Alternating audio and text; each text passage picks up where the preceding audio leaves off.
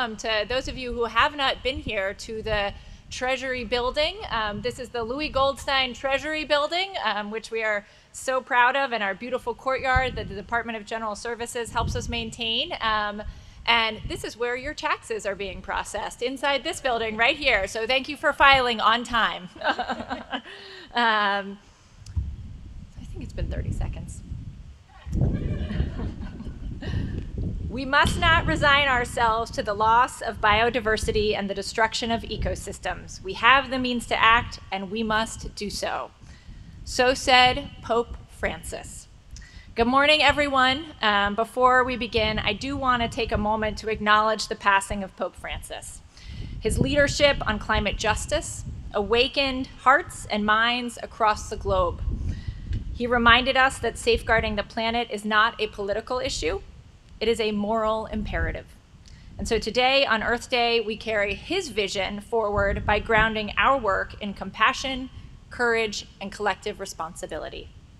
I'm Brooke Lierman, honored and delighted to serve as the 34th Comptroller of Maryland, and so happy to welcome you all here on this beautiful Earth Day 2025.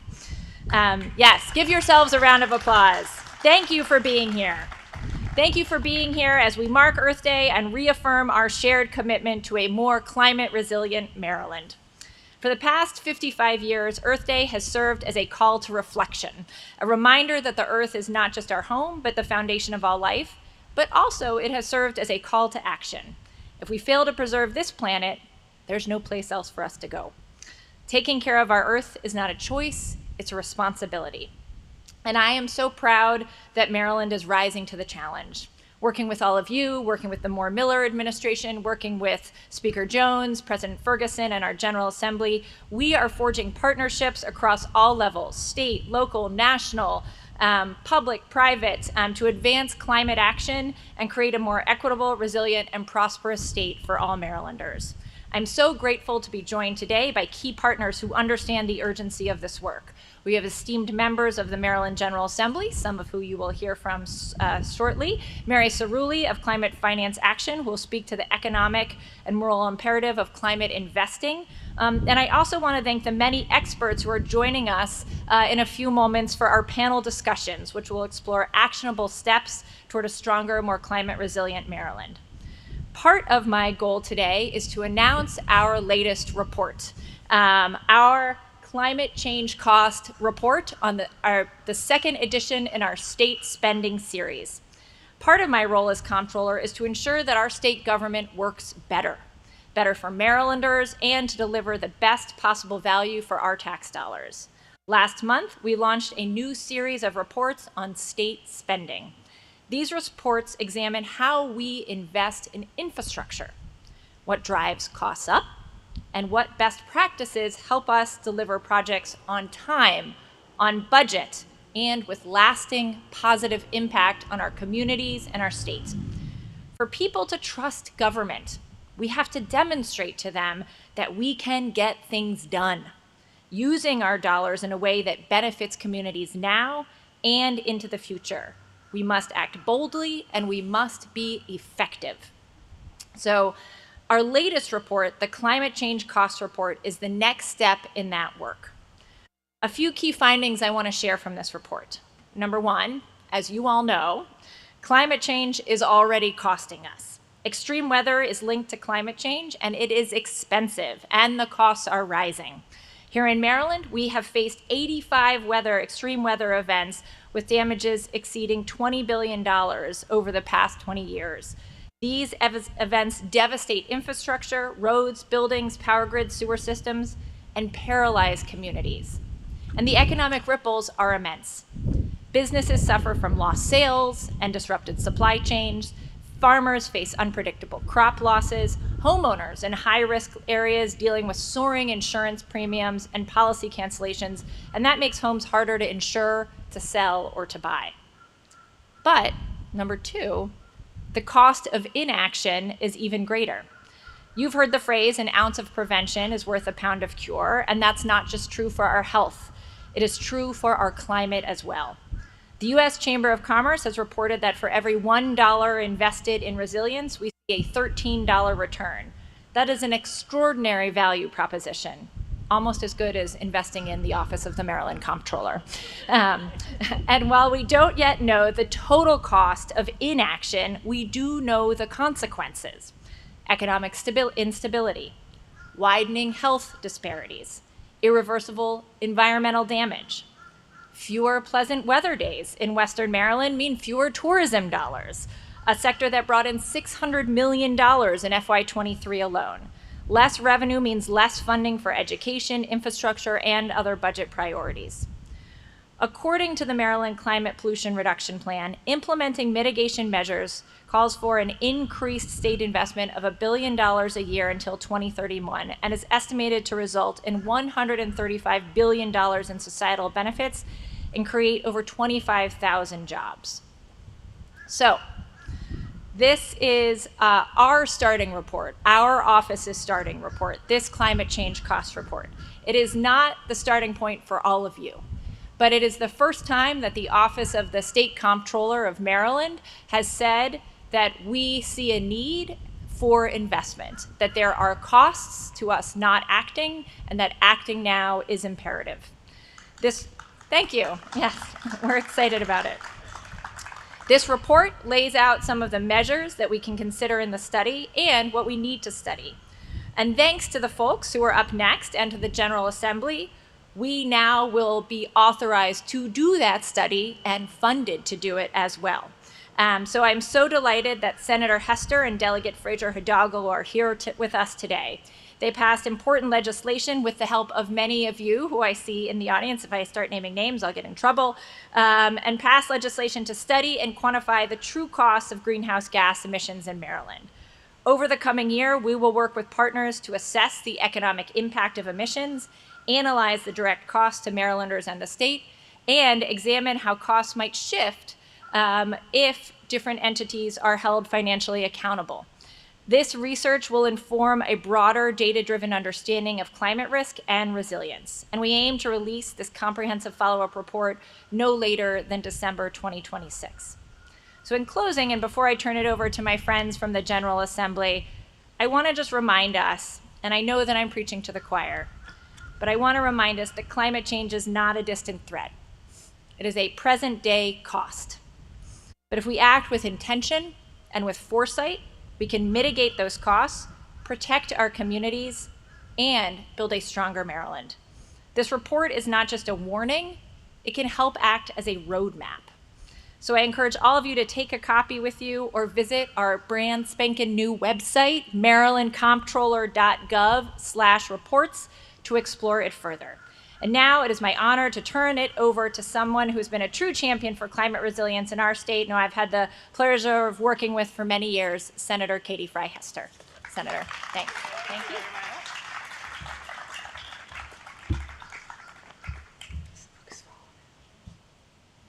Good morning, everyone. It is such an honor to be here. And thank you, Madam Comptroller, for hosting this discussion and all that you are doing to push the climate agenda forward.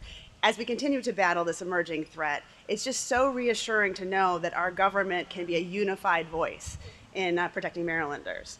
As the Comptroller said, climate change is a present-day reality. And for me, it's something that I've worked on personally for many, many years. In 2016, Delegate City experienced one of the worst natural disasters in its history, where flash floods brought on by an intense rainstorm poured down Main Street, bringing with it, cars, devastating businesses, and we lost 2 people on that day. This was supposed to be a once-in-a-thousand-year event. That means it's got a 0.1% chance happening in any one year. But less than 2 years later, in 2018, it happened again, which was equally as devastating. For years, the people at Delegate City had kind of looked at the clouds, the sky, when it started to rain and got really, really nervous. And I'm proud to say that today, Delegate City is a model of resilience. The state, federal, and county governments have worked to put in place the Delegate City Safe and Sound Plan, which is a combination of 19 projects, everything from clearing out streams to building new culverts, major retention ponds, and now a 18-foot diameter tunnel undergoing Main Street. which will truly make this a model of resilience for the entire state. And you know what? It wasn't cheap. Um, so, but today is not just about Ellicott City. The Northeast has seen a 70% increase in extreme precipitation since 1958. And likewise, sea levels of the Chesapeake Bay are projected to rise 5 feet over the next 100 years. The cost of safeguarding the homes and roads in Maryland by 2040 due to sea level rise is $27.4 billion. And that's the mitigation cost. That's if we do everything right, not if we don't do anything, the cost will be higher. So the state has been working on this, and I see many friends out there, once again, too many to name, who were there with us in 2020, 2021, and 2022 when we finally established our first Office of Resilience in the Department of Emergency Management, equipped with our first Chief Resilience Officer. Shout out to Mike Hinson from Howard County. Maryland now has, let's clap for Mike. Maryland now has the ability to coordinate across state, local governments, the private sector, local agencies, nonprofits, and they've been hard at work at our first ever statewide resilience strategy, which will be published next year and pave the next step in our way towards the report that's coming in the year after that. In addition, the states begin to reap the benefits of coordination. Millions of federal grant dollars through the Federal Building Resilient Infrastructure and Communities Program, formerly at FEMA. In 2020 through 2022, we were awarded $8.7 million to support 17 projects. Between 2021 and 2023, we submitted an additional 27 projects, which total $82 million, which we're currently waiting to see if those will be funded or not.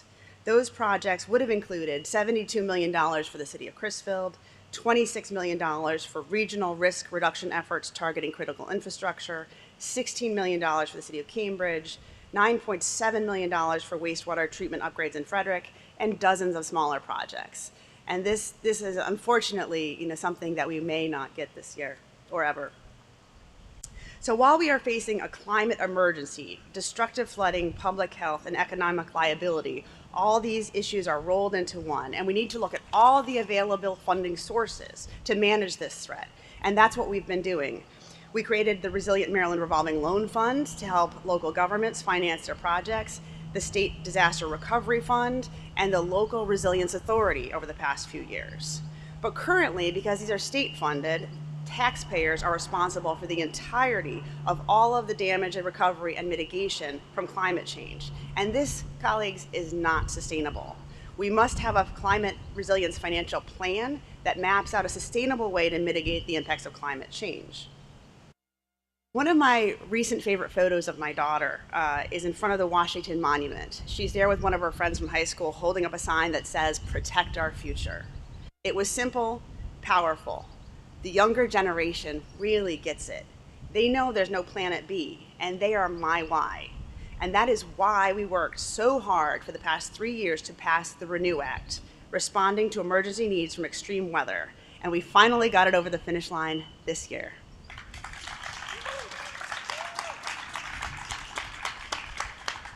RENEW will detail the full scope of the climate catastrophe that will impact Maryland while laying the groundwork for Maryland to finally hold big polluters accountable. And I was proud to work on this bill with a true environmental champion, my partner in this fight, Delegate David Fraser-Hidalgo from District 15, who will give us a little bit of what the bill will do and how it will fit into the bigger picture. He knows what's at stake, and together we got it over the finish line. Thank you, David.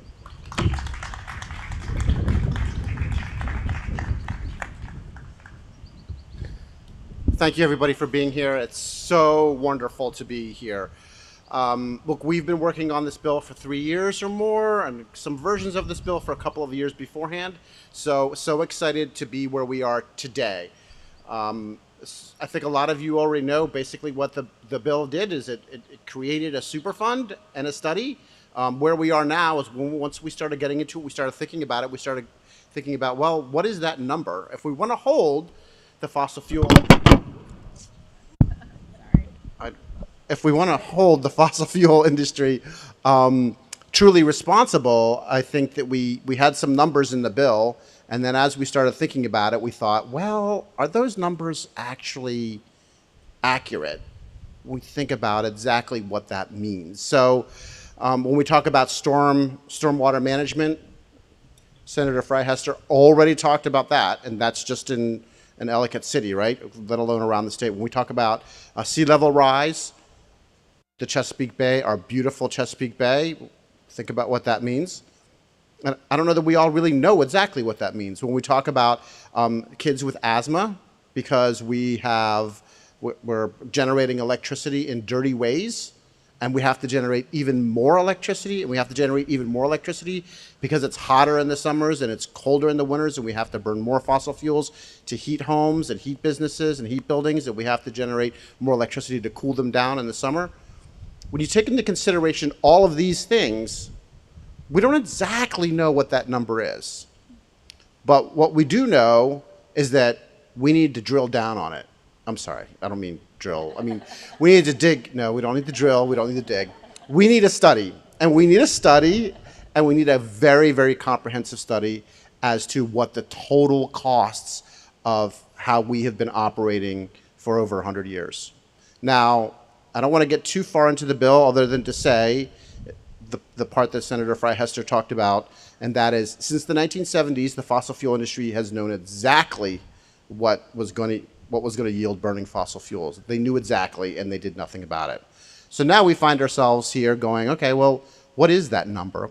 And as the bill evolved, as many bills do evolve, almost all of them evolve, they don't always come out exactly the way they got put in, we started thinking about, okay, well, how do we actually quantify that number?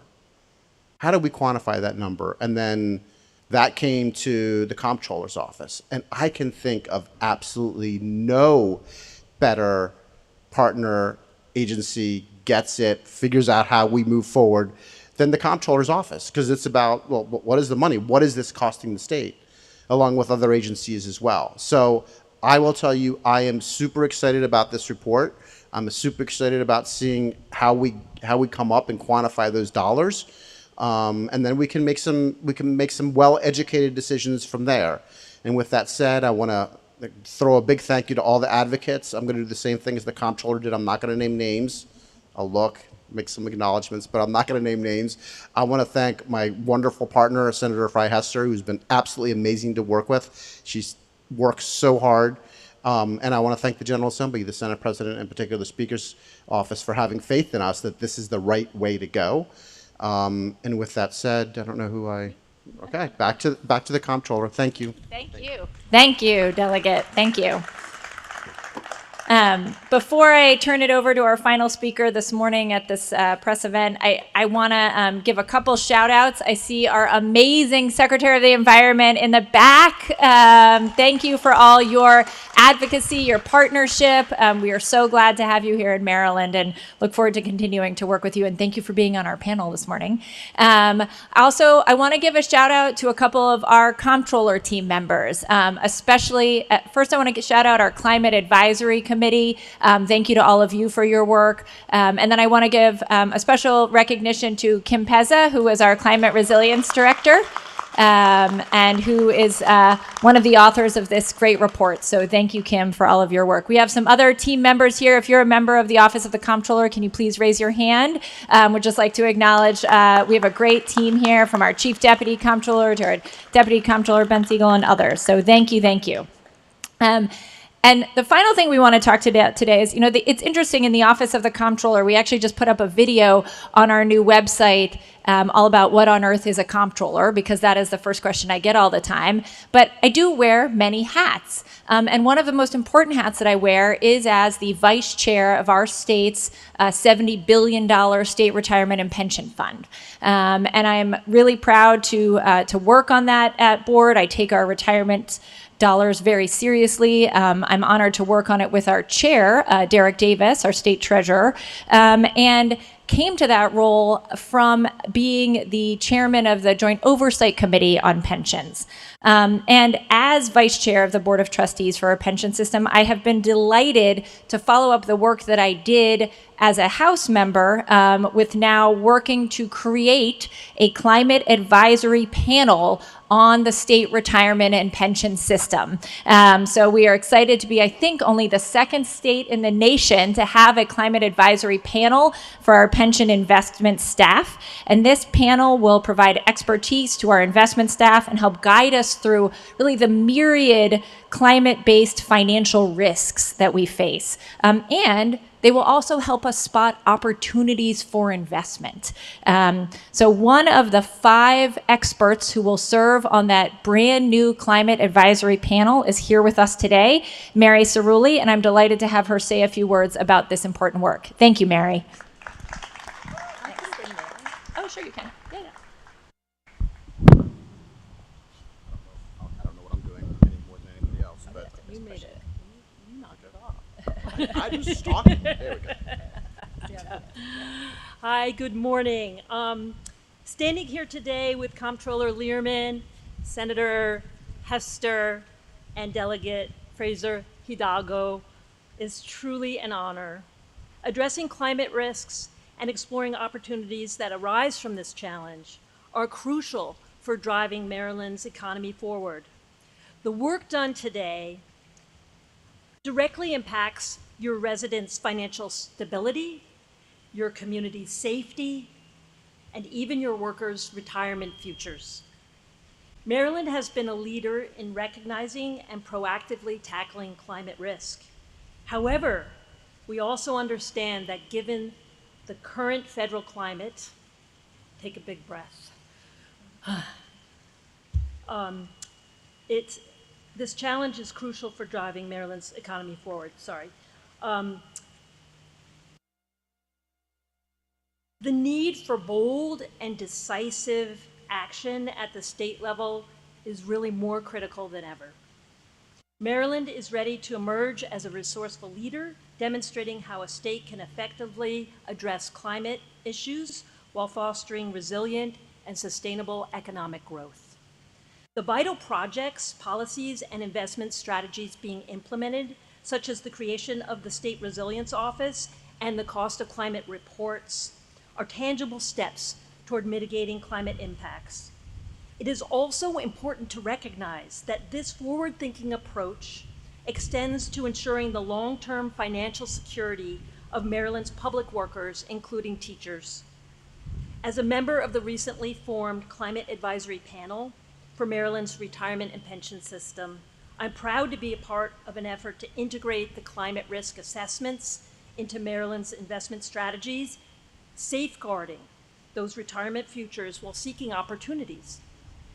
These actions are not about mitigating risks. They are also about promoting resilience and sustainable growth that benefits all Marylanders. As the Comptroller explores new opportunities, her commitment to hearing from the state's constituents and key stakeholders is paramount. This ensures that our efforts have real-world positive impacts on Maryland residents in their homes, communities, workplaces, and financial stability. We are building a stronger, more prosperous future for everyone. I am really encouraged by the momentum we are seeing. Maryland is setting a strong example for the nation in addressing climate change with urgency, strategic planning, grounded in strong evidence, and a commitment to inclusive impact.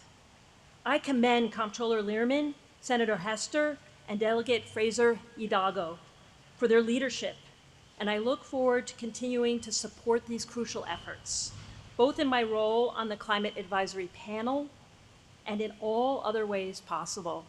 Thank you so much, and happy Earth Day. Thank you. Thank you, Mary. Thank you. Thank you so much, Mary.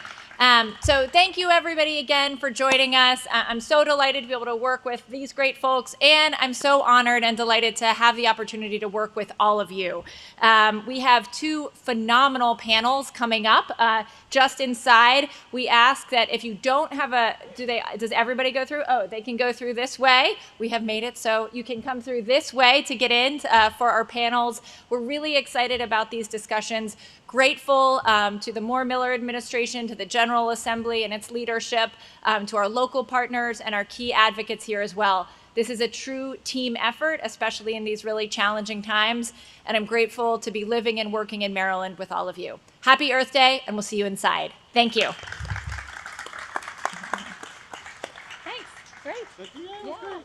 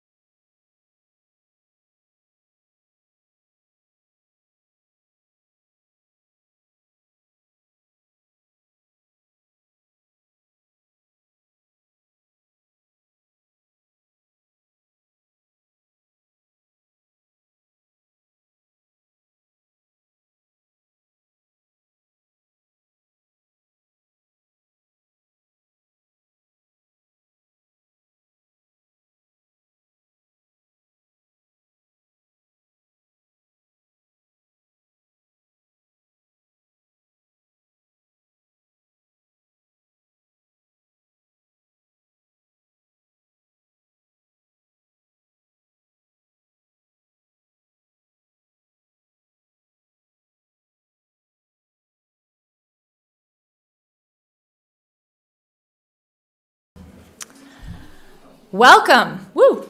Sorry, that was loud. Welcome. So excited to welcome you all inside the Treasury Building and after a lovely event outside. And welcome to the panel discussion portion of our Earth Day event. I am so honored and so delighted to have two phenomenal panels. When we first started talking about this, I was like, oh, we can ask these people, but I don't know, they'll probably be really busy on Earth Day and won't want to come. And they did want to come. So we're so honored to have them. My goal with these two panels that have state and national experts is they are going to cover the impact of climate change on Maryland, how to protect people, build climate resilience, and think about opportunities for investment in a resilient future. Yes, you will keep hearing us come back to the money because when we are in this building, we talk about how we fund things responsibly and where that money is coming from. So for the first panel, we're honored to be joined by leaders from around our state to talk about climate impacts and building resilience. This conversation will help us understand the impact of climate change to the people of Maryland, and we'll discuss how we can work together to protect all of our residents. I'm honored and delighted to have Secretary Cerulli McElwain, our Maryland Department of the Environment leader and secretary. She has a clear focus on tackling climate change through science-based policy, environmental justice, and bold collaborative leadership. She is going to share the Moore-Miller administration's approach to confronting the climate crisis and how Maryland is linking climate leadership to economic growth, resilience, and equity. Also, so delighted to have Kim Coble, who, as you all know, is the CEO and executive director of the Maryland. My daughter says Maryland when she is talking about Maryland and America. She says Maryland, and so now I have started saying that. She is the Maryland. I wouldn't mind if she was the American director of, the director, but she is the Maryland League of Conservation Voters executive director. She is going to bring the perspective of the importance of advocating for advancing critical climate and environmental legislation and ensuring environmental justice remains central to this policy. So also delighted to have old friend Tamara Tolles O'Loughlin, who is an environmentalist focused on outcomes for people and planet. She's going to bring the perspective that the future will not be kind to those without enough courage to care today and connect the dots on demands for justice, equity, and climate. And my dear friend, Delegate Jazz Lewis, who is, yes, the House Majority Whip, but he is here today as the Legislative Director at the Blue-Green Alliance, an organization that unites labor and environmental movements. He leads the development and implementation of federal policy initiatives that promote clean energy, green jobs, and a fair economy. And now I am delighted to turn it over to Kim Pezza, our Climate Resilience Director, to lead us through some questions. Thank you. Welcome, Kim.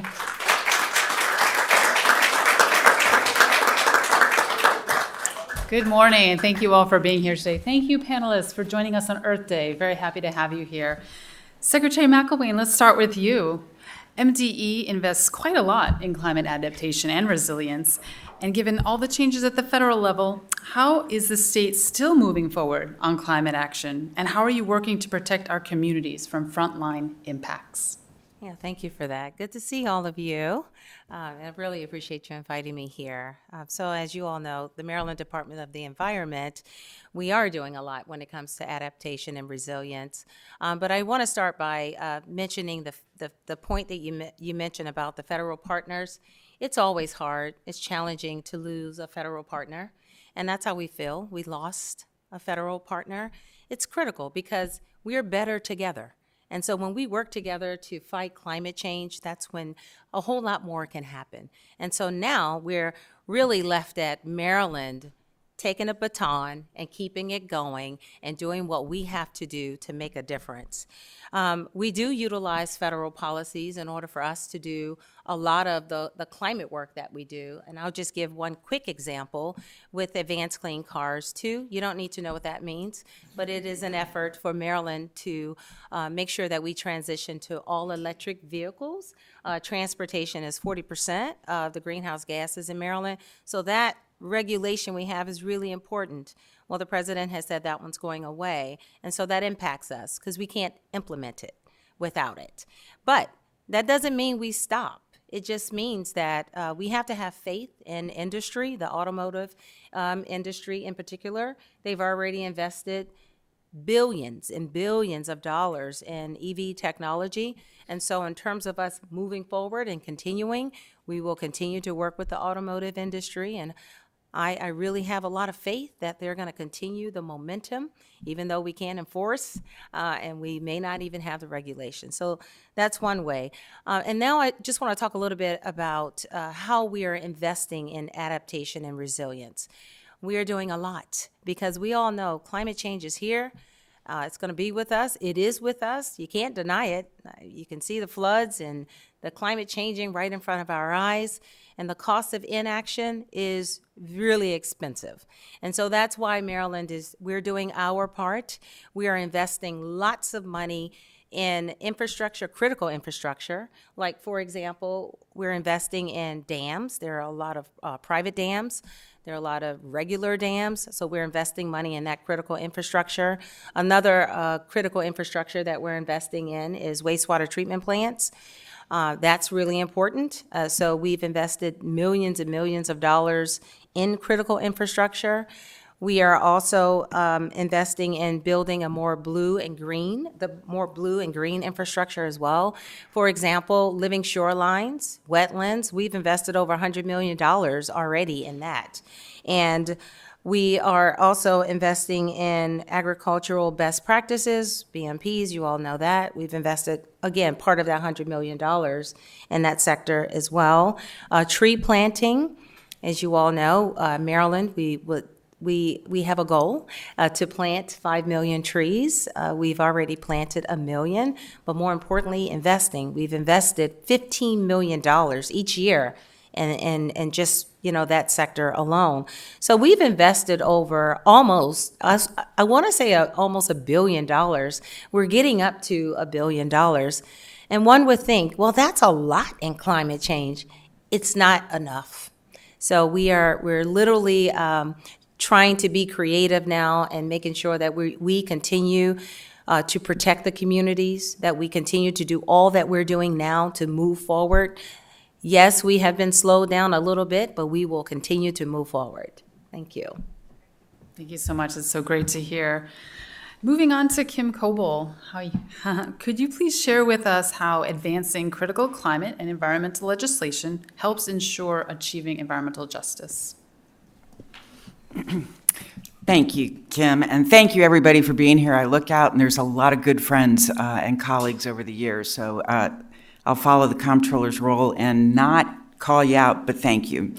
And I also want to thank the comptroller for her leadership. I've had the pleasure of working with her for years, and I would say the best word to describe your leadership is inspiring, and it is continual, so thank you. Maryland League of Conservation Voters is a political environmental advocacy group, and our vision is a healthy environment for everyone in Maryland. And as I said, we're environmentally oriented, and yet our vision is about people and it's about inclusivity. We believe that as we work to pass laws and policies for clean air, healthy water, resilient communities, that it's imperative that we embed environmental justice in that work, because otherwise we're not going to achieve that. Otherwise, we are not going to see the benefits of our work on climate change. And so today, as we celebrate Earth Day, and I think it is worth celebrating, there's a lot of positive momentum, a lot of energy, and the fact that we're all here today is worth celebrating.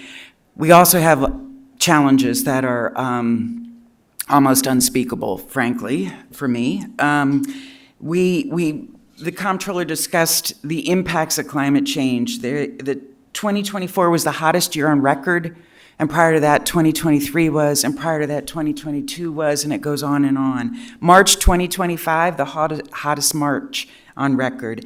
And in 2024, 27 confirmed billion-dollar storms and events, costing close to $200 billion across the state, and none of that looks like it's going to ease up. That's frightening, and it's quite staggering when you look at both the financial cost, as well as the social cost. The climate change impacts all of us, no doubt about it, right? But there are social and geographic factors that make some people, some communities, more vulnerable to climate impacts. There are people with health vulnerabilities, children, older adults, folks with disabilities, people with pre-existing health conditions. Where you live is a vulnerability. That is why it's critical that equitable climate policies are created that reduce the risk of harm to the most vulnerable. Fortunately, in Maryland, we have some successes to point to. In 2022, the famous cornerstone climate bill of the Climate Solutions Now Act passed. And in doing so, we set the most aggressive, ambitious climate reduction goals in the country, right? All the heads are nodding. But the thing that is sometimes lost about this bill is it actually also contained some great environmental justice actions, and including exempting solar from property tax if the solar project provides more than 50% of the energy to LMI neighborhoods, low to moderate income neighborhoods. It requires 40% of the catalytic capital fund monies to go to LMI households. And for the first time, and I believe the only place in the country, we've codified the definition of overburdened and underserved communities. The number of pollution and health indicators for overburdened and the race and economic indicators for underserved. This is unprecedented and incredibly powerful for us, especially as advocates, to move forward with policies. So in 2022, we passed the bill. Thanks to Maryland Department of Environment's commitment, they wrote the climate pollution reduction plan shortly thereafter, saying how are we going to meet the goal? And the plan includes 42 current policies, 25 executive legislative actions, and creates over $321 million in public health benefits. It's awesome. Where do we go from here? As I said, there's lots to be proud of, and I want to particularly call out Delegate Lewis because he was a champion this year for one of the most critical actions the state can take, and that was the Cherish Act. We need to address cumulative impacts to these neighborhoods and communities that are suffering undue impacts from climate change, and I appreciate your leadership, Delegate Lewis. I look forward to working with you next session. And while the budget was a tough year, right, $3 billion deficit, $100 million for climate was awesome. There was also a $230 million cut to climate programs. So until we get a permanent funding source for climate programs in place, we are not going to see the great work that the agency and the leadership and the General Assembly has called for. So moving forward, those are the two priorities that we're calling for. Thank you. Thank you so much for that very detailed Maryland legislative perspective, Kim. Now turning to a national perspective, Tamara, could you tell me how we can leverage the capacity of local, state, and national resources, whether public or private, to maintain momentum on climate action and resilience? Sure. I should probably push this button or I'll be talking to myself. So good morning, good afternoon. It's Earth Day, and it's a pretty challenging one to be in this context, to be honest. I am here because our national work relies on a lot of other people doing great work. I'm also here because, I don't know, 5-6 years ago, Brooke Lierman talked about doing this and is still doing it. Like there's just something really special, powerful, and important about folks who are willing to recognize how many small things have to go right over and over again for any good thing to happen.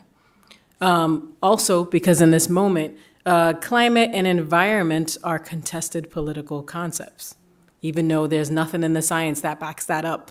And frankly, we're in a moment where if we're not really careful, all of the great work, the incredible investment that has been given over the last 50 years, this is the 55th anniversary of Earth Day. Raise your hand if you are a Aquanet, Save the Whales, Recycle, Reuse, Reduce, or Acid Rain environmentalist. Okay, that is a huge group of people. We're it's like third, fourth, and fifth wave feminism, except it's a deeper group with a lot less things to fight about, except we do.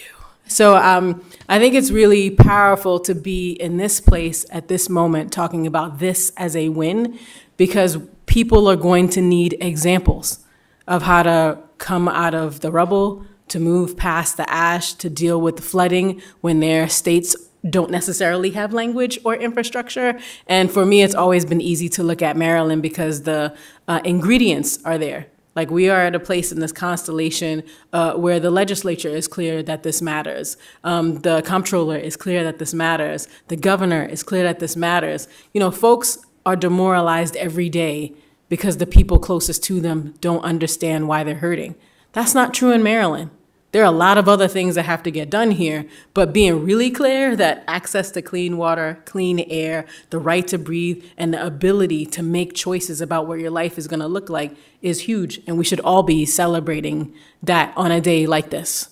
So it is incredible. As the CEO and president of the Environmental Grantmakers Association, I'm here on behalf of over 200 foundations that have been focused for 37 years on environment. It started with 12 philanthropists in 1987 who thought we should probably spend some of our money together to try to make an impact on this work. And, you know, 37 years later, she's curvy, has attitude, is probably about to go into menopause, you know, as an organization. But it matters because it means the work has moved in phases, from just investing in it and people knowing about it to people caring about it and stewarding it. I think in this next phase, people are going to have to get specific. The next 50 years cannot be about yelling for things. It's got to be about doing things that matter to our pocketbook, that matter to the ways we work with each other, that help us to figure out how to stay together despite how many invitations there are to conflict.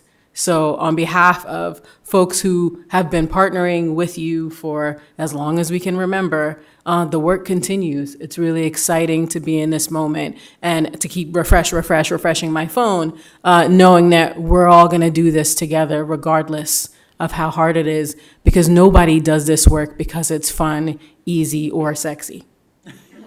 Thanks. Thank you so much for that perspective, Tamara. Delegate Lewis, you can bring us a dual perspective from both the legislator lens and in your role that unites labor and the environmental movements. Can you highlight the climate-related risks Maryland workers face and showcase the opportunities to create good-paying union jobs? Thank you. First, I want to thank Kim and this panel of amazing women that I have the honor of being here with. Thank you to the Comptroller for hosting this vital conversation. And yes, I work for the Blue-Green Alliance in my day job. I just play a legislator on TV, where we unite labor and environment across the country around one simple idea, which is that we don't have to choose between good jobs and a healthy climate. The reality is we won't have either unless we commit to both. So starting with the risk, Maryland is geographically vulnerable. Over 70% of our population lives within a mile or more of a body of water. Our coastlines, our rivers, and our working waterfronts are all at risk from rising tides, stronger storms, and more frequent flooding. These disasters don't just damage property, they destabilize jobs and livelihoods. When flooding hits Ocean City, Annapolis, Baltimore's Inner Harbor or National Harbor, tourism suffers, people stay home, local economies slow down, and service and hospitality workers pay the price. Extreme heat is another growing threat, especially for those who build and maintain our infrastructure. The building trades, construction workers, utility contractors, and road crews are increasingly exposed to dangerous heat. When it's too hot, productivity dips. That leads to missed deadlines and rising costs. But when we invest in shade structures, hydration plans, and smart scheduling, we increase output, we reduce errors, and keep workers safe. The most competitive job sites are the ones that value people. That's why the Blue-Green Alliance continues to advocate for strong and enforceable federal heat standards, and it's why I have supported bringing those same safeguards here to Maryland, which we are in the process of doing. Our aging power grid is another point of vulnerability. Rising demand from building electrification, data centers, and AI computing is already stretching our systems thin. Add in more extreme weather, and we're staring down a future of more frequent outages. That's not just an inconvenience. It's a threat to our national security. Maryland is home to Fort Meade, Joint Base Andrews, Pax River, and other critical installations, and all of them rely in part on our grid. So do our hospitals, and so do our public safety systems. And when climate-fueled disasters strike, whether it's a flood in Bowie, a hurricane on the Eastern Shore, or a fire in Western Maryland, our emergency services are on the front lines. Firefighters, EMTs, and police are being asked to do more with less in conditions growing more volatile by the year. So what are we going to do? We don't retreat. To take a word for our comptroller, we invest in talking about money. That's why the Inflation Reduction Act, the Bipartisan Infrastructure Law, and the CHIPS and Sciences Act were passed, and the BGA fought for all of these. These are a once-in-a-generation opportunity to rebuild America with our workers and values at the center. And the numbers don't lie. Nationally, we've seen more than $782 billion, with a B, invested in clean energy for solar, wind, geothermal, grid upgrades, biofuels, and nuclear. Another $389 billion has gone into domestic manufacturing for zero-emission vehicles, as mentioned by Madam Secretary, battery components, critical minerals, and more. Here in Maryland, we've secured over $6.4 billion in clean energy and manufacturing investment, and that means thousands of good-paying union jobs from installation to maintenance, from factory floors to research labs. These are careers that will anchor families and grow communities. But all of this is at risk. What we haven't talked about directly yet is Donald Trump and his reckless trade policies, his politically motivated firings of federal workers, his rollback of grants, programs, and tax credits. All of it throws this into uncertainty and puts sands in our gears. You can't build a resilient economy with on and off again chaos. Our companies need stability. Our workers need certainty. Our supply chains, job training programs, and infrastructure build-outs all depend on consistent investment over time.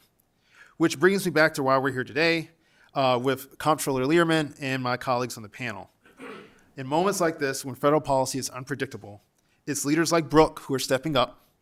It's why I want to thank her, alongside my speaker, Adrian Jones, Senate President Bill Ferguson, the Moore Miller administration, and all my legislative and advocate colleagues for trying to create some stability with the Climate Solutions Act and by encouraging our pensions system to review climate risk through the lens of fiduciary duty to retirees. And I think that's really important. We can't do it alone, but we can lead. That's why I also support, as in the report that the Comptroller released today, using tools like revenue bonds to finance Maryland's decarbonization, particularly in the manufacturing sector. It's why I support stronger partnerships with green banks like the Maryland Clean Energy Center, and I think they're here today. I truly believe that state CFOs, i.e. comptrollers, state legislatures, forward-thinking philanthropy, value-led corporations, and our unions can join forces to provide the stability we need in this moment. We compete by not cutting corners or squeezing labor, but by doubling down on our people. We win with building the best trained, best equipped, best respected workforce in the world. Thank you.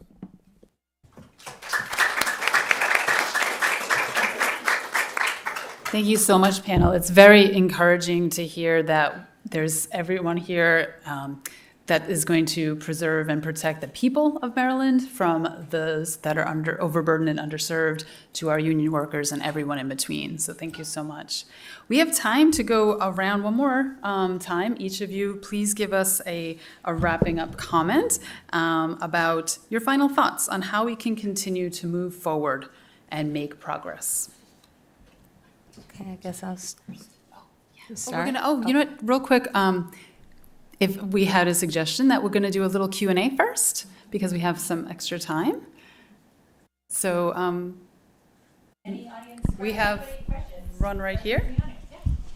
There's a microphone coming your way. Tom Dennis, I am on the Comptroller's Climate Advisory Council, and I have a question for Secretary McElwain. It's great to see you again, and also Kim Coble. One of the burning issues in Maryland is the question of data centers and how Maryland is going to be served, not only to meet the provision of electric service for all citizens, but this sudden development of data centers, which would be the equivalent of opening up a new Ford assembly plant in the Midwest. And it's not just one, it's a number. I know the legislature has passed provisions that restrict the Public Service Commission on how it looks at this question, but sends to you, Madam Secretary, the question of how they might be regulated using backup generation in diesel or natural gas, which certainly isn't great for the environment. The concern I have is the data center operations in other states, West Virginia, Virginia, et cetera, that pose downstream impacts that could impact Maryland and put us even greater in non-attainment. My question is, are you looking at that? And if so, what are you doing about it? Well, that's a complicated question. We are looking at it, and I am, in particular, very much aware of the impacts, challenges, and risk of data centers in Virginia, as you mentioned. But there's also some positives with data centers, and as you know, with environmental protection, we're protecting the environment, but we're also balancing the economic vitality of Maryland, so it's a combination of both. But yes, we are looking at what data centers mean to Maryland. I know that there was recently at the PSC, there was a lot of conversation. I think there were some hearings about data centers as well. And something that was said that resonated with me was it would be nice for them to bring their own power. I mean, that is one way we can look at it, right? So just saying that out loud matters. Data centers, it's a water issue. It generates a lot of water to cool data centers, and there is a lot of energy. Yes, we need to use the grid for electrification and all the other things that we're trying to do, and data centers play a part of it. So yes, I am very much aware of these challenges, and we are looking at what this means for Maryland. Thank you for the question. Hi, Jennifer Mizrahi, and the Secretary spoke about the lack of partnership with the federal government, and Kim spoke about the budget cuts. And so now we have more to do and less to do it with. The Moore Miller administration is very forward-looking in asking each member of your cabinet to have a climate plan.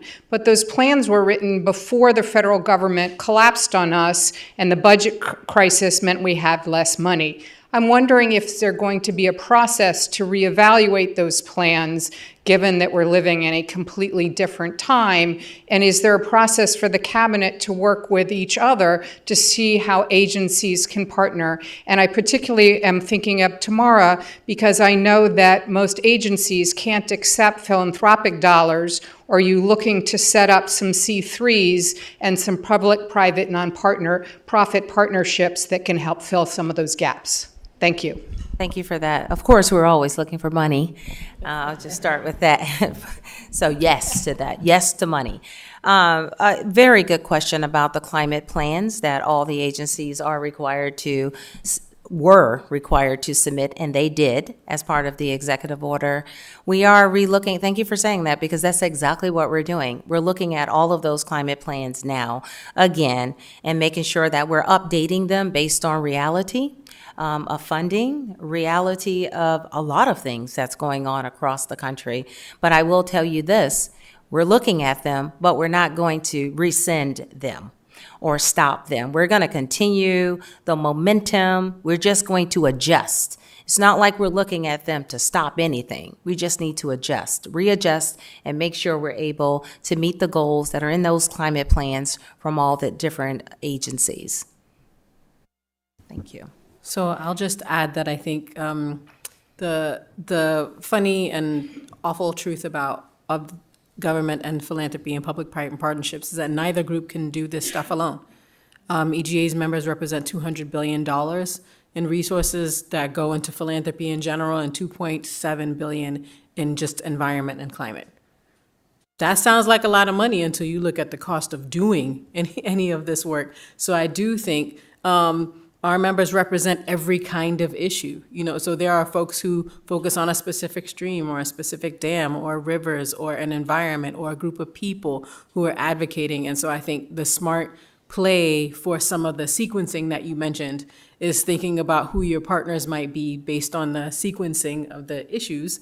And I think this kind of reporting that we're here in relationship to can help identify the places where the dollar goes further, faster, because you have to make a business argument if you're not talking to the government about how it works. So stepping up the reporting, which includes the data and stories of the people who are going to be impacted, the questions they have, that stuff makes it a better business case. So really excited to hear about greater partnerships because there's greater transparency about the costs of doing something and the costs of not doing something, so that we can make the snowball effect of the money that we have today give us room to fight again tomorrow. And I'm gonna avoid all the energy I want to spend talking about data centers so that we can leave with smiles on our faces.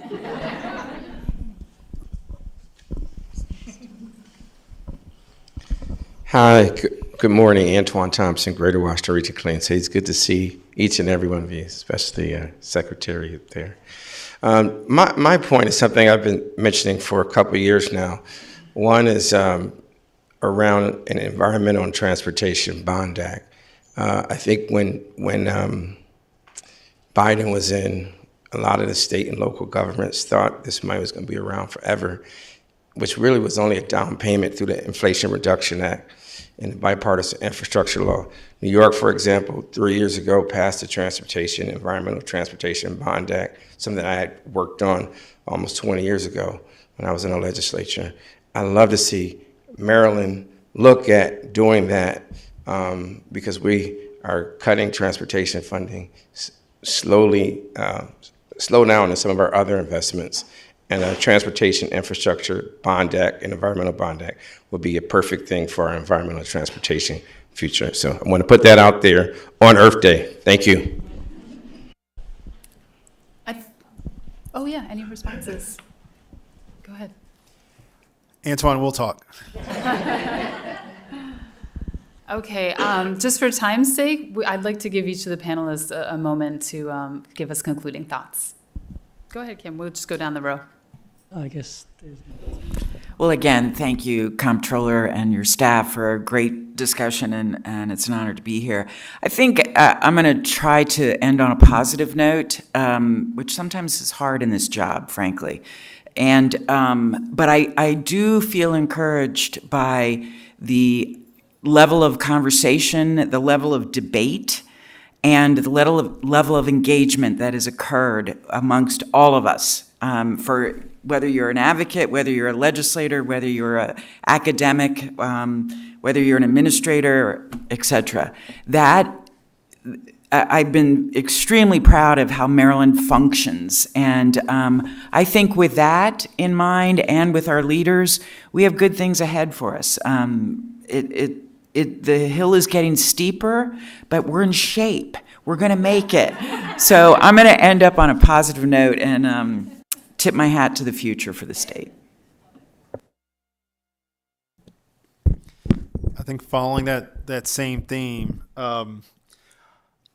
this is obviously a trying time for us. But I will say with both hats that I have, the Blue-Green Alliance, which stands at the intersection of two social movements, and as a legislature, I think when you're under pressure is when you show up the best. And we have phenomenal leaders in our comptroller, the Moore Miller administration, the presiding officers and my colleagues, many of you here on the front lines in philanthropy, in advocacy, in industry, working together. I think we'll be able to provide a lot of the stability to keep moving our communities forward. We have a federalist system, so just because one man has lost his mind does not mean that the rest of us are going to lose track of the goal. And that brings me a lot of comfort. I once had a time to have a conversation with Congressman John Lewis, years ago, that kind of changed my life. And what he told me was that there are multiple ways to the mountaintop. You just keep on walking. So with that, let's keep grinding. Since I'm not the penultimate word, I won't worry about landing well.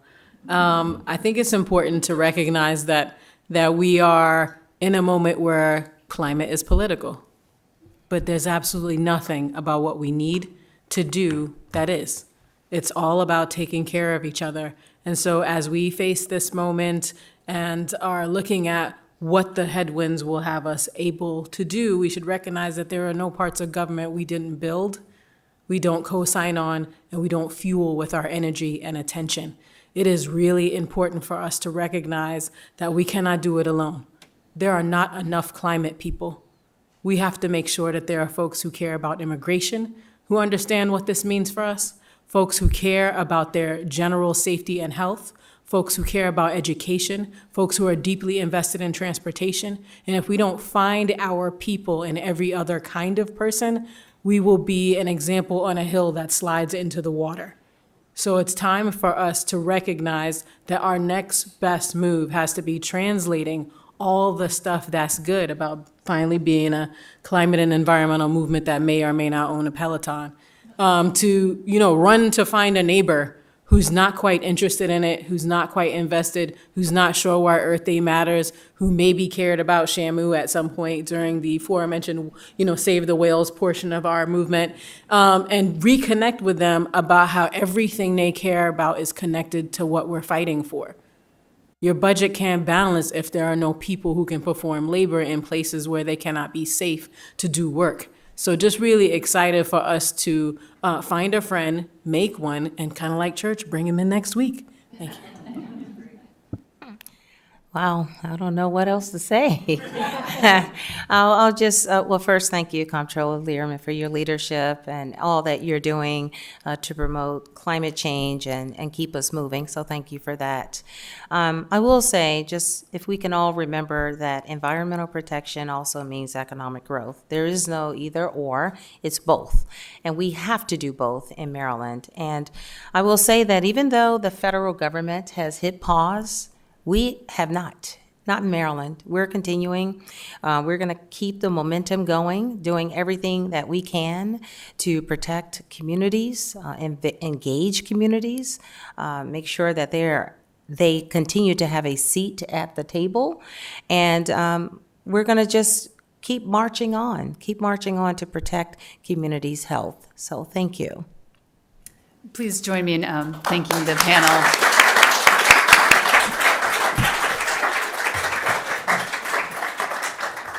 Thank you. Thank you so much. That was fantastic.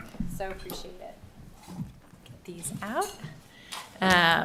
Thank you. And can we have our second panelist come up? Our second panel is all about investments, money. Where's that money to do what some of our first panelists talked to us about doing? And how are we thinking about investments? And what are the different types of investments? Where do they come from? So with changes in funding at the federal level, we are now going to discuss how Maryland can continue to support its efforts on climate change action and how partners around the country are also thinking about this. So I'm really delighted to have some folks who are coming to speak with us from the national level to talk about not just what Maryland is doing, but also to look broadly and talk about what partners in labor across the country are doing, what partners in local government in Maryland and across the country are doing on resilience, on procurement, on investment. So today we have Mary Cerulli, who's the Executive Director of Climate Finance Action. Before founding CFA, she worked in the financial services for over 20 years. And today, she explores and collaborates to ensure that climate resilience of retirement plans while building security for state workers. Delighted to have her, and she is, of course, one of the new members of our brand new climate advisory panel for the state retirement and pension system. We also, I'm so delighted to have Stephen Rothstein here, who is the founding managing director of the Sarah's Accelerator for Sustainable Capital Markets.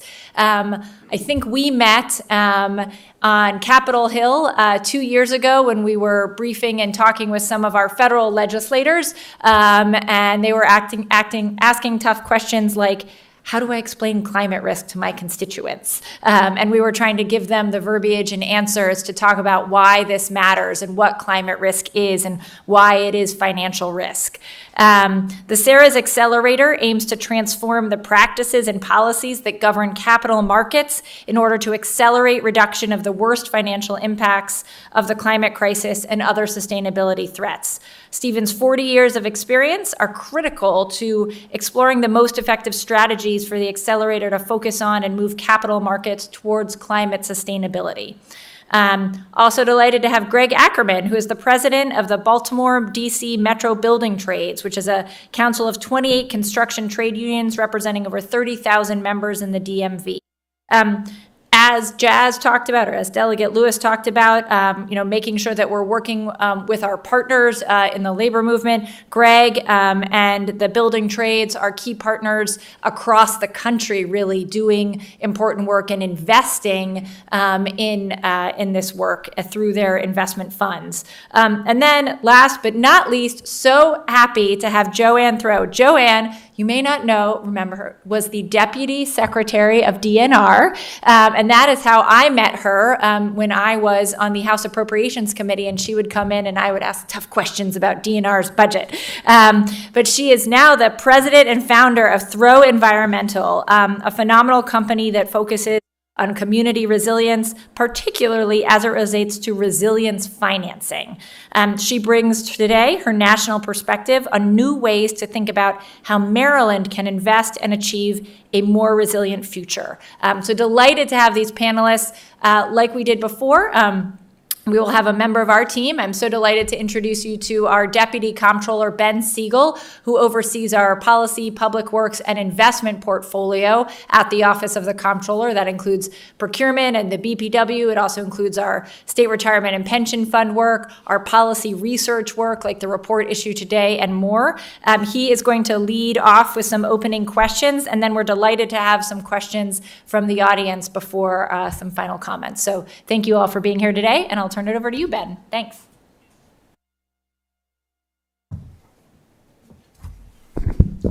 Great. Thank you, Comptroller, and happy Earth Day, everyone.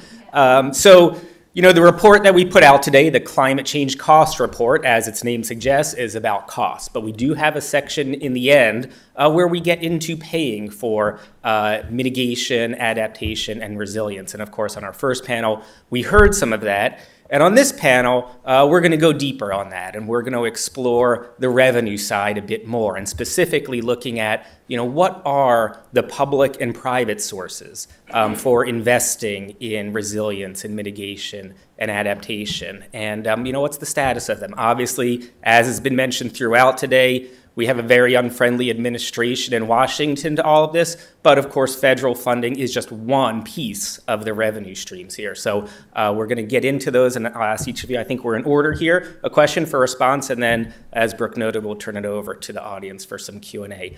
So Stephen, I want to start with you.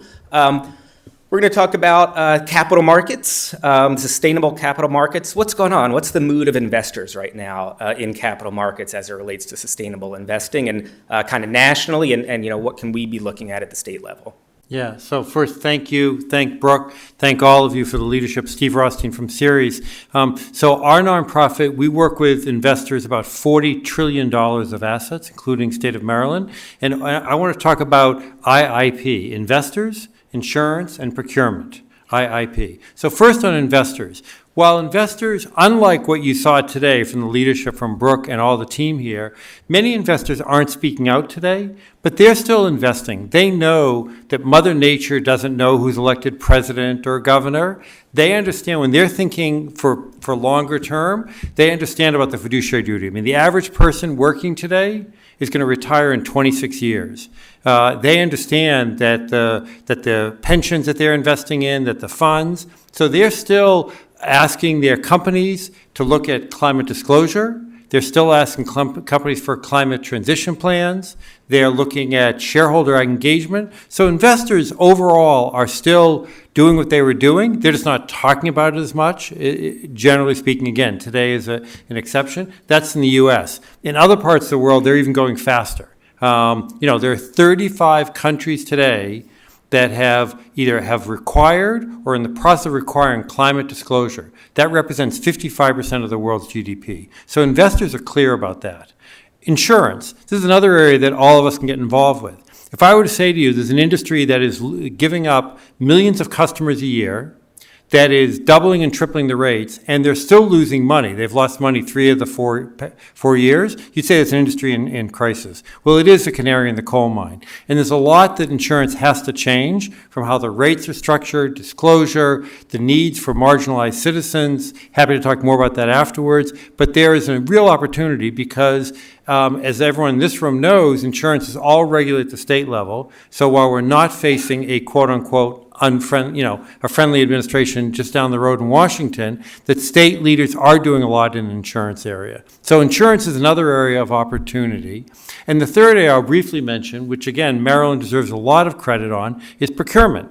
You buy a lot of stuff. Lots of states buy lots of stuff, and that you have a green purchasing program and you deserve credit. One of the things that we hope is that Maryland and other states start to ask big suppliers, what are your plans for the future? Just very simple questions. We're here today. There are, if I'll give you an example, if a supplier bought things that went through the Panama Canal, well, there's a 40% reduction in suppliers going through because of the drought. So asking for transition plans, so I think there are opportunities with investors, there are opportunities with insurance, and with procurement. Great, thank you, Stephen.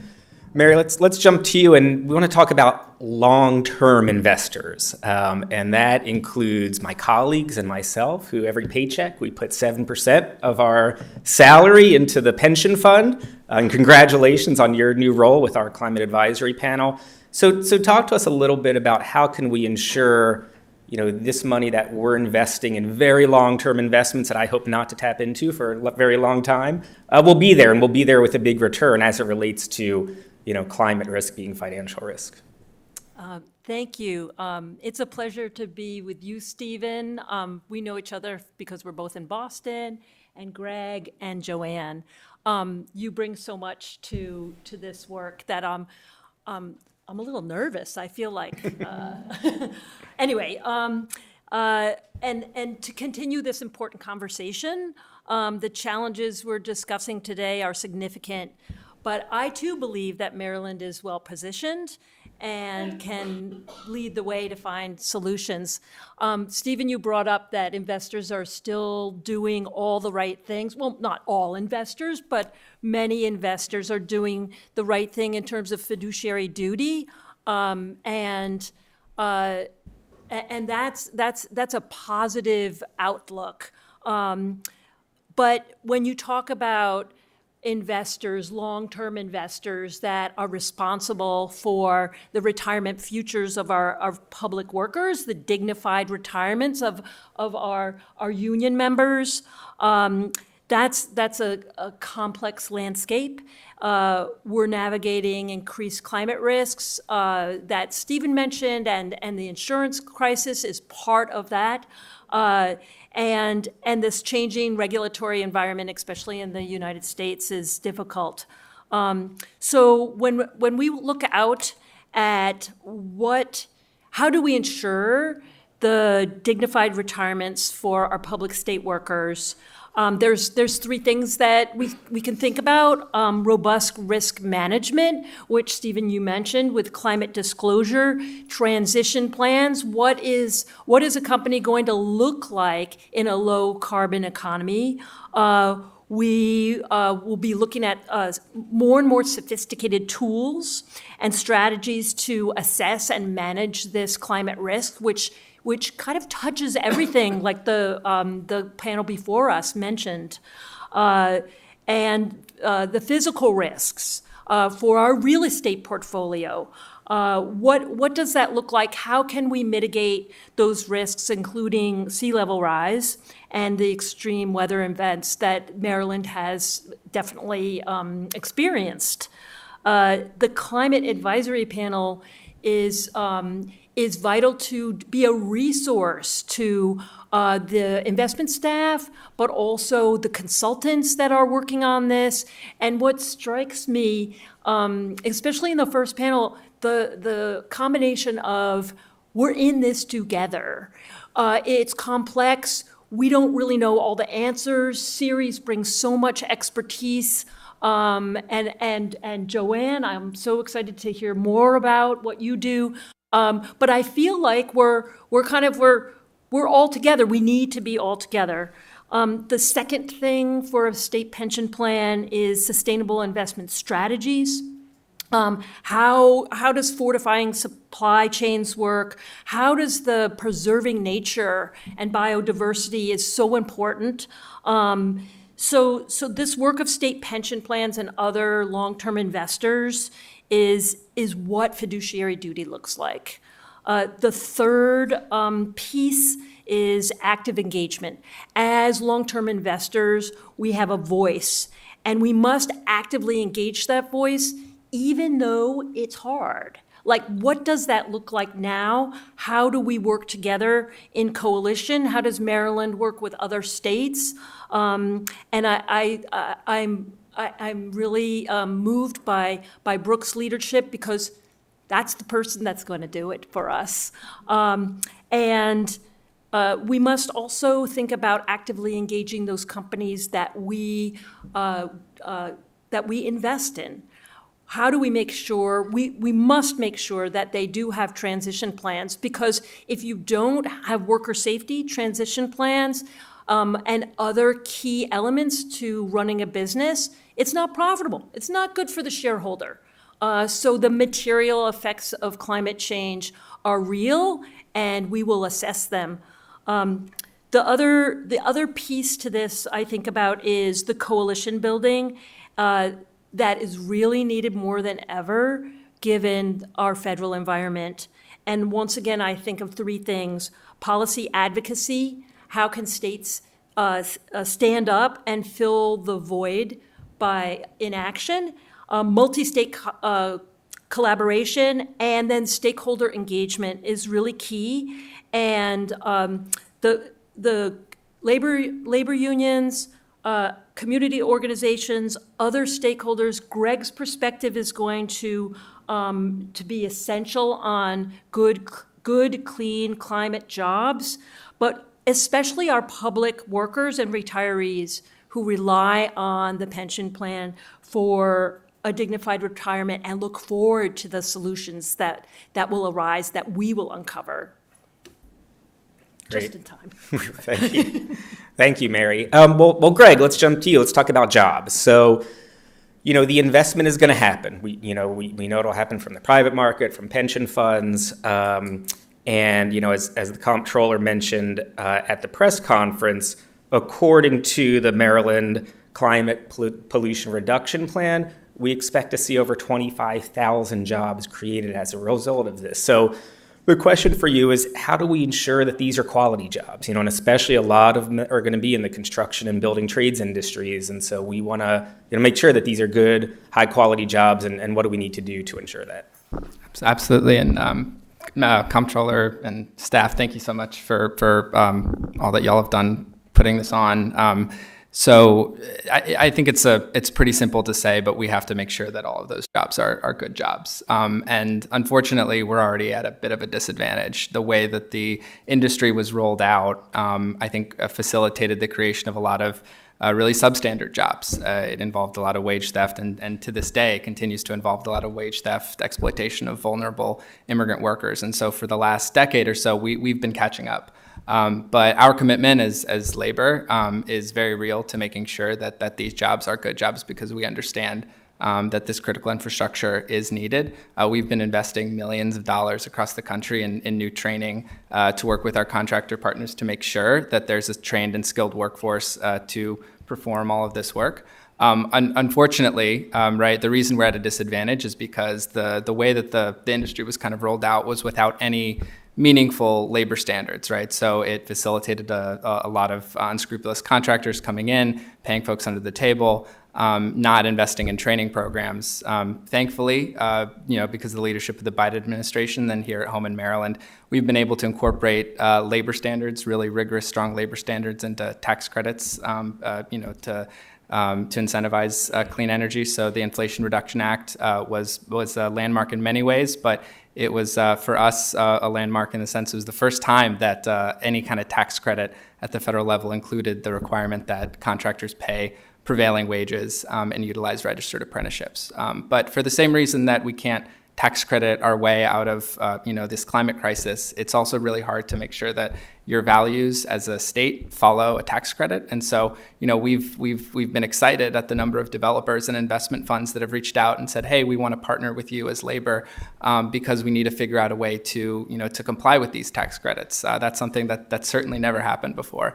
But we know that there's still also a lot of developers, especially under the Trump administration, that are going to roll the dice, and they're going to say we're going to be able to, to look the other way. We know that the IRS is not going to be aggressive necessarily in enforcing the labor standards and prevailing wage requirements of these tax credits, and so we're gonna try to get away with using some unscrupulous contractors. And I think I appreciate the perspective this panel is looking forward to the future, because obviously we're self-interested. We want to create good jobs for Marylanders, but we understand that there's a bottom line that developers and those who want to deploy clean energy have to meet.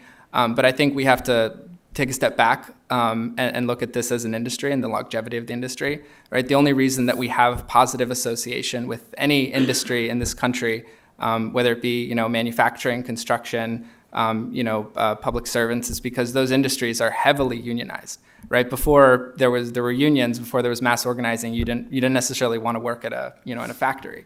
And I think we have to look at the deployment of clean energy in the same way. As I recognize that sometimes we as labor, we become an X factor in trying to make the economics of a deal work. And we rely in many ways on our elected officials to make sure that when you're creating the structure for a tax credit or some sort of regulatory system to facilitate the deployment of clean energy, that you're, as a baseline, including the fact that workers should be getting paid family sustaining wages, that they should be getting benefits, and they should be getting trained.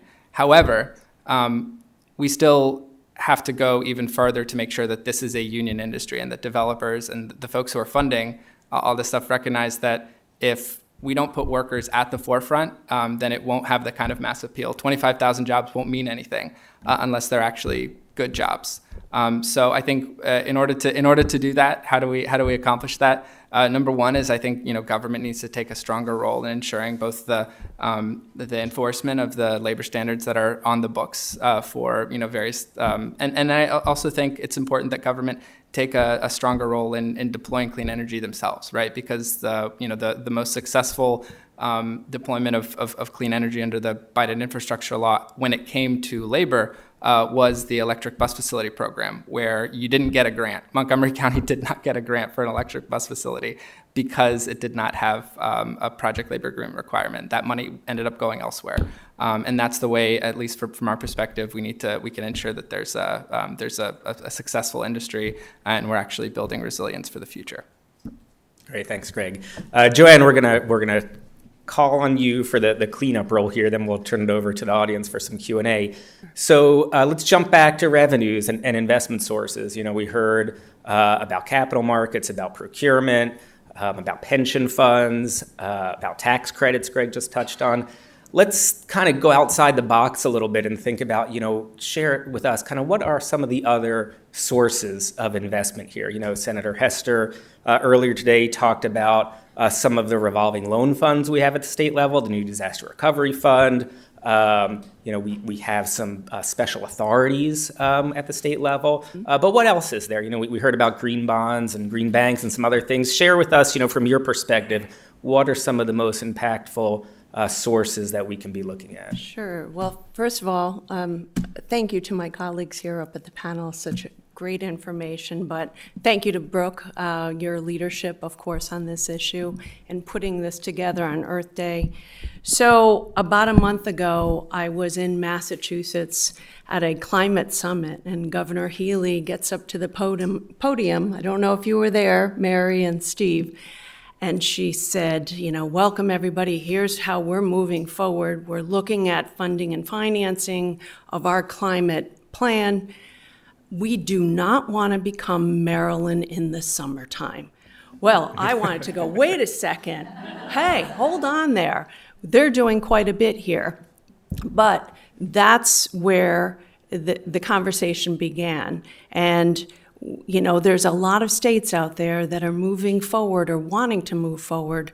And all of a sudden, within, the last few months, we have hit a new era. Our era of austerity, right? We must move forward on becoming self-sufficient. That's what's here. Every time I work nationally, and I've been working on, as Brooke introduced me, working on resilience funding and financing. I figure if I really believe this, I have to devote my career to it. And this is a culmination of 7-8 years of just focusing on this issue. And I feel like Chicken Little because I constantly have been telling everyone, BIL, IRA, that's great. That's the opportunity to begin the conversation and the need to finance, climate adaptation, mitigation. And that money's going away. Just let's plan a long-term strategy.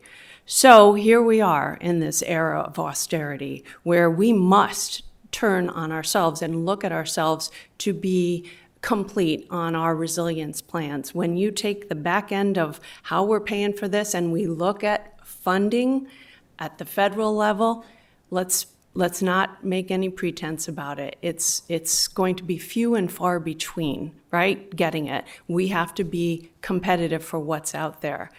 When we start thinking about and looking at opportunities we heard today, right? And this report, I really encourage you, I took a look, and this is an amazing opportunity to talk about what inaction is, what action will be, and every dollar invested, right, and the return on that investment.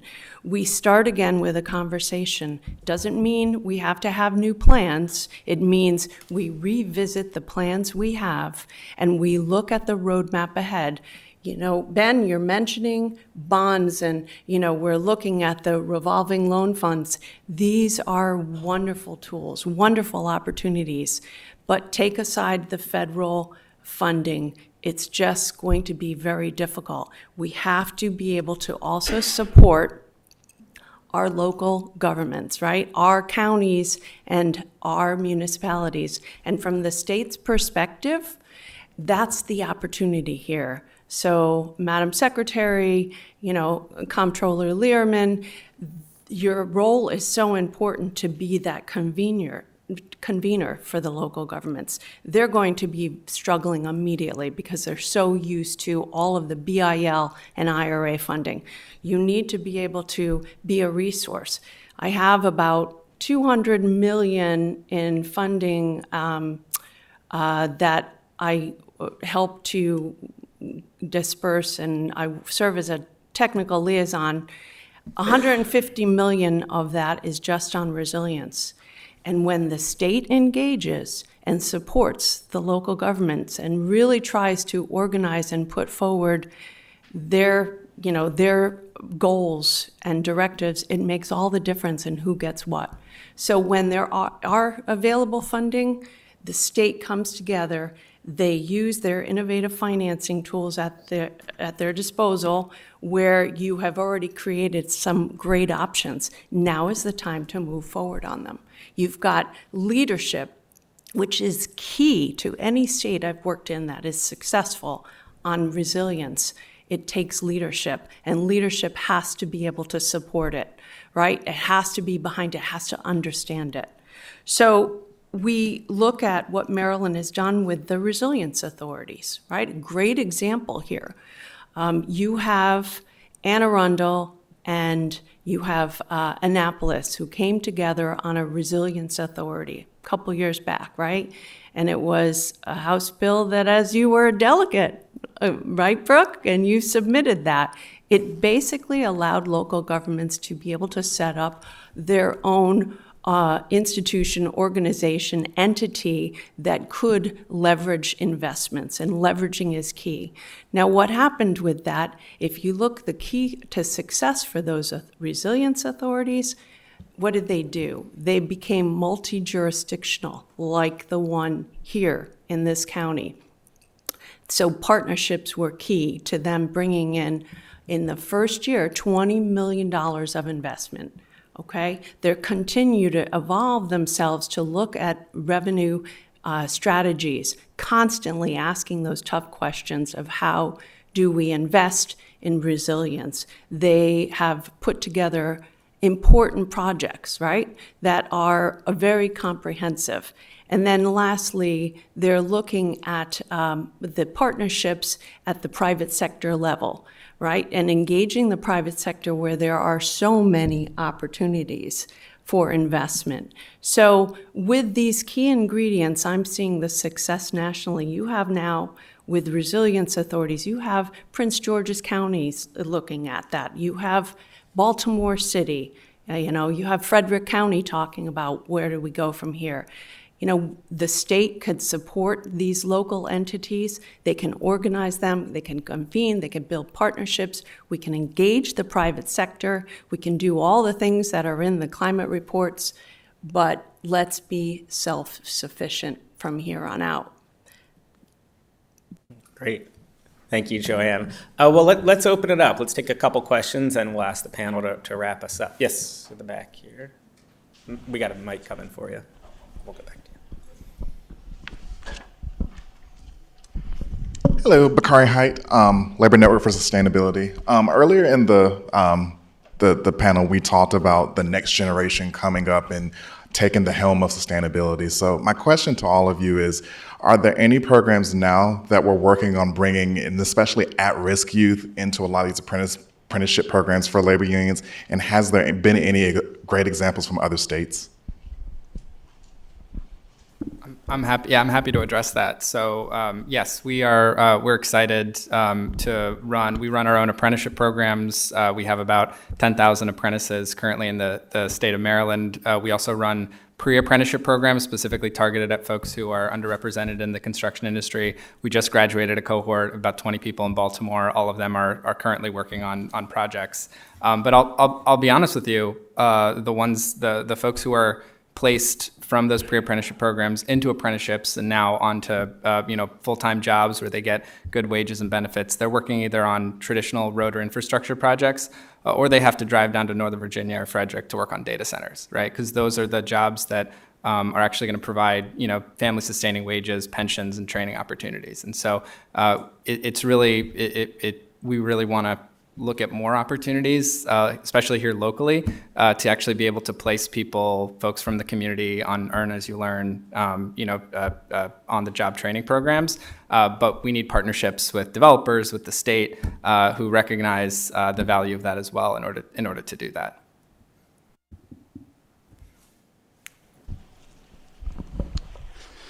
Hi, my name is Adel Shir Mohammadi. I'm a faculty member with the University of Maryland, College Park. First of all, Madam Secretary, Madam Comptroller, I appreciate this inspiring sessions that you all have had, press conference, as well as these very, very enlightening panels that you all have been having. One of the things that we recently worked was on climate impacts on basically Maryland agro-ecosystem, including water resources. And one of the elements of water resources that personally I have done lots of research on is the groundwater levels in many of our confined aquifers are going down due to increased water withdrawals for both population growth as well as the irrigation, because it becomes necessity because of the climate variabilities and so forth that we have had. In that light, so we have federal funding. I don't know where it goes, the future of it at this point, unfortunately, but we have federal funding that for last 3 years, we have been working on basically bringing in terms of adaptation, reusable water from waste treatment plants, treated wastewater, to irrigate non-food crops. Meaning, and in the state of Maryland, we can do that. We can't do it for the policy-wise for food crops.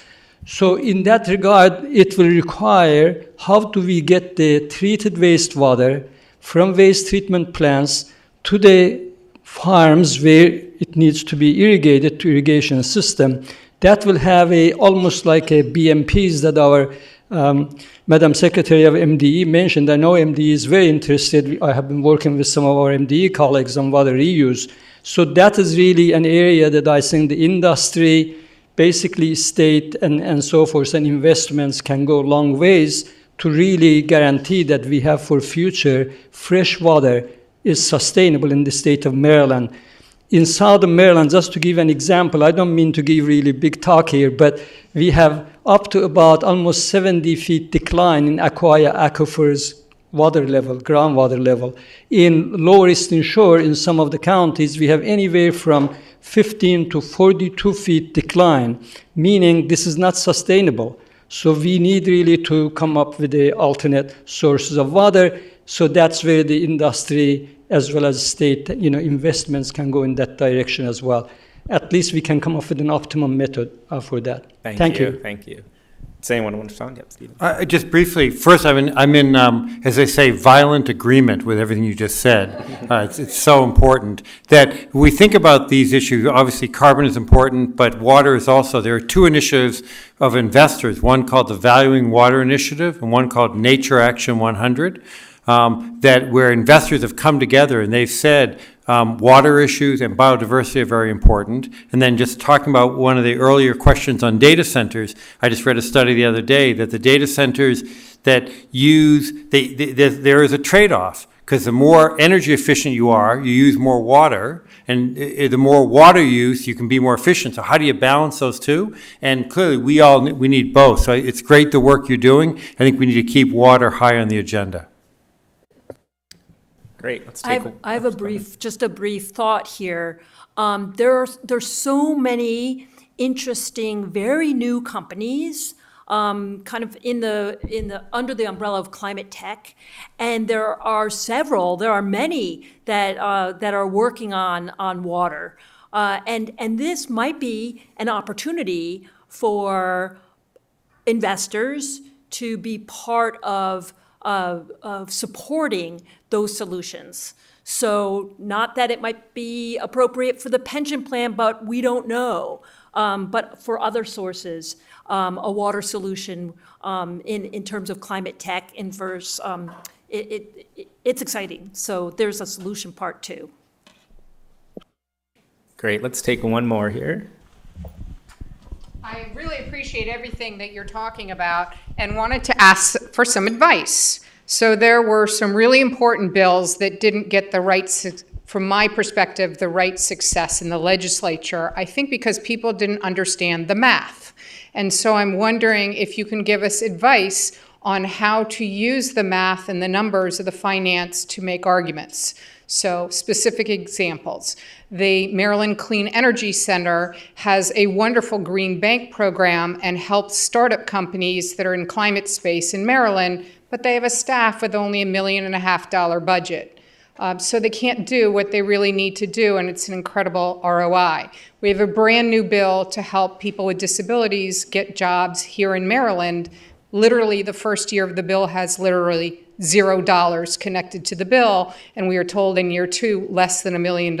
It is the largest potential workforce in Maryland and not yet a part of the climate initiatives. How do we connect the finance to some of these other conversations that can help bring in public-private sector to work in partnership?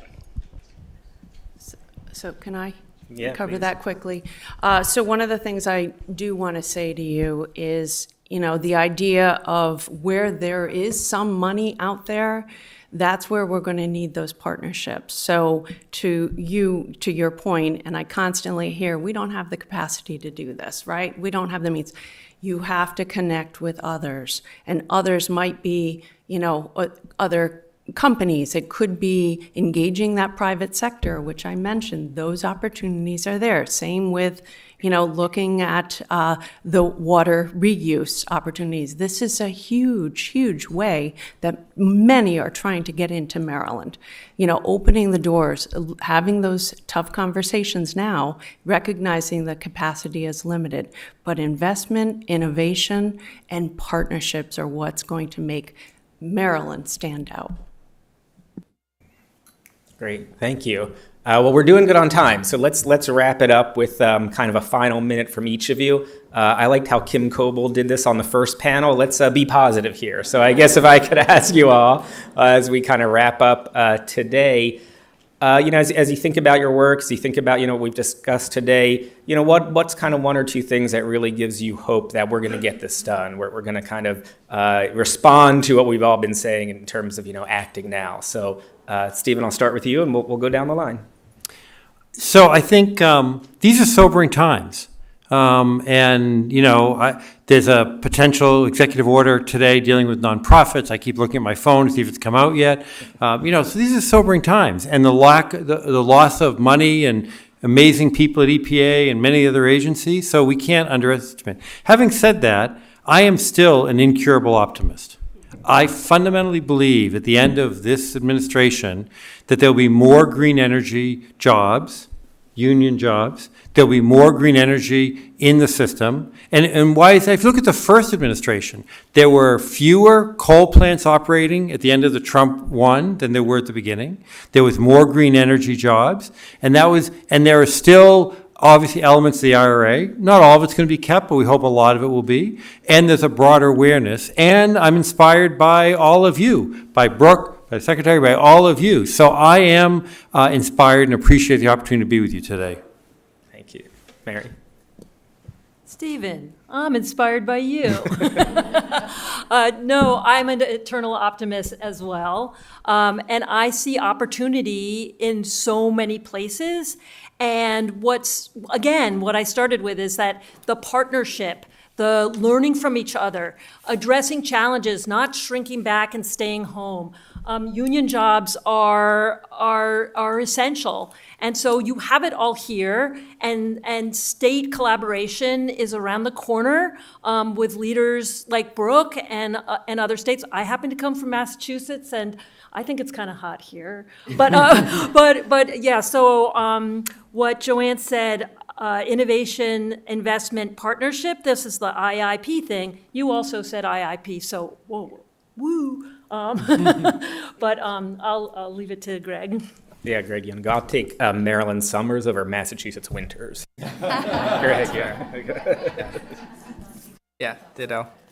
I mean, obviously it's tough to be optimistic right now, but I think that like workers, people want unions, right? I think that's we're at our highest approval rating in decades. Workers, regardless of what's happening at the federal level, regardless of what's happening at the National Labor Relations Board, are coming together with their coworkers and filing petitions. They're still organizing, and under the toughest of circumstances, right? Every day, our organizers are talking to vulnerable immigrant workers who are uncertain of their legal status and are still coming forward to complain about mistreatment. Kilmar Abrego Garcia, the gentleman who was mistakenly wrongly deported, kidnapped to El Salvador, was a member of ours. He's a sheet metal worker. And so, the opportunity to do mass organizing in new sectors is always really, really exciting. And I know that we will do it regardless of, if we have government support or not. But obviously we appreciate government support. So I think I agree with the rest of the panel. I think the work is still coming. And if it's union work, great. We will do our best to reach into the pockets of poverty in our regions and offer new opportunities to people who badly need to get into good, stable jobs. And if it's not union work, then we will go and we will dedicate our resources to organizing those workers. Great, thanks, Greg. Joanne, wrap us up. Okay, I will wrap us up. Well, the good news is, and the positive note, we have the plans, right? We know in Maryland what needs to be done, and now we are talking about ways to pay for it. It is a critical part of this conversation, and in order for a plan to be implemented, you have to be having those conversations. You have to think more innovatively. You've got to be open to other things besides where's the funding coming from. Instead of the grants, you're looking at leveraging what is out there, what you've already received, and engaging in new methods. You've heard today many ways that have been listed and in the report that Comptroller Lierman is putting out. There are a lot of ways we can do this. So we all have to work together, and I am completely inspired that the conversation is happening now towards more self-sufficiency. So Maryland will be the one at the podium talking about Massachusetts. Thank you, Joanne. Thank you. Give it up for the panel. Thank you all.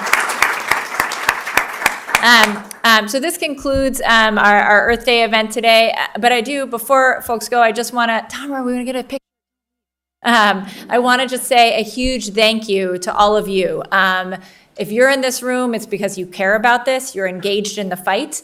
You're engaged in the struggle. And you are partnering with us and with one another, the folks up here, with the secretary, with the Moore Miller administration, and more. And you understand that there is no looking back, that we are the ones that we need to get this done. And so I just want to say thank you to all of you for continuing to push and work on this. And finally, I also do want to note, much of what is in the headlines and much of what is easier to gravitate toward is often legislation, right? HB or SB, a bill here or there. But there's really important work that's happening in the agencies, in the Secretary's agency, in our agency. We talked a little bit about procurement, but I think it's also important for all of us to remember that we have to do all that we can with what we have where we are. It might not have an HB or an SB in front of it. It might be about wetlands. We have Bill in the back talking about wetlands at the Board of Public Works every other Wednesday. It might be about talking about the Green Purchasing Committee and how are we using our tax dollars to make sure that when every agency is using its cards, its agency state credit cards, that they're doing that in a green and sustainable way. Digging in on those details can make a real difference in the long run in how we spend our money. It's, working with our union brothers and sisters to create these important jobs. So I'm really grateful for all of you. I'm always open to ideas and partnership, and just really grateful to be in this fight here with you all today and in the future. Thank you.